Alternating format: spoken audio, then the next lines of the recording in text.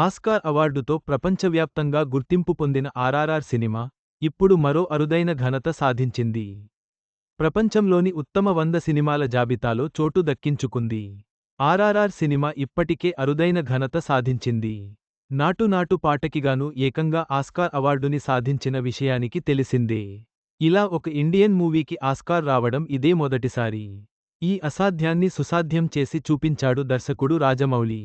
దీనికోసం ఆయన ఎంతో కృషి చేశాడు. ఇండియన్స్కి ఒక డ్రీమ్గా ఉన్న ఆస్కార్ని సాధించి పెట్టాడు. ఆ విషయంలో రాజమౌళి గ్రేట్ అని చెప్పడంలో అతిశయోక్తి లేదు. ఈ సినిమా చాలా రకాలుగా అంతర్జాతీయ ఆడియన్స్ని అలరించింది. ముఖ్యంగా ఇందులోని నాటు నాటు అనే పాట ప్రపంచ ప్రేక్షకులకు దగ్గరయింది.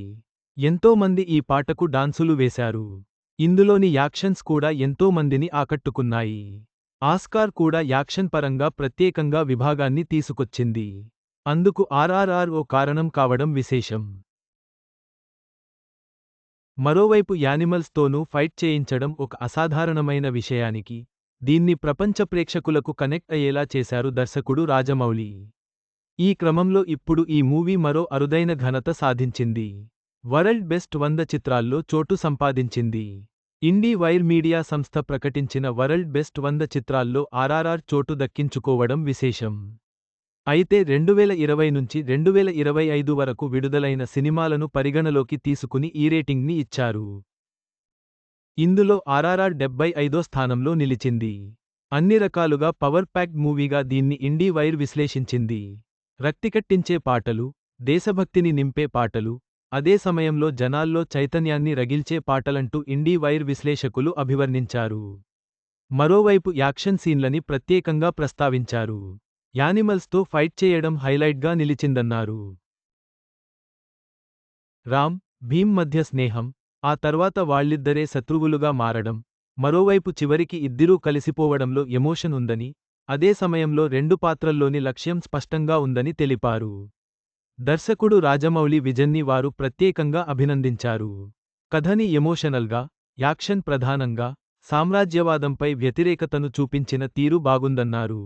ఇలా అన్ని అంశాలను పరిగణలోకి తీసుకుని దీనికి ఆ స్థానం ఇచ్చినట్టు తెలుస్తుంది.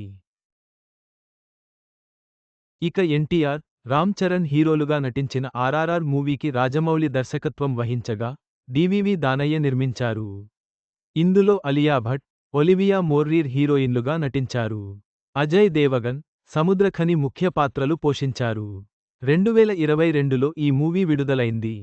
కరోనా సమయంలోనూ విడుదలై ఏకంగా 1200 కోట్ల రూపాయలు వసూలు చేసింది. ఆస్కార్ అవార్డుతో పాటు 6 విభాగాల్లో జాతీయ అవార్డుని సొంతం చేసుకుంది.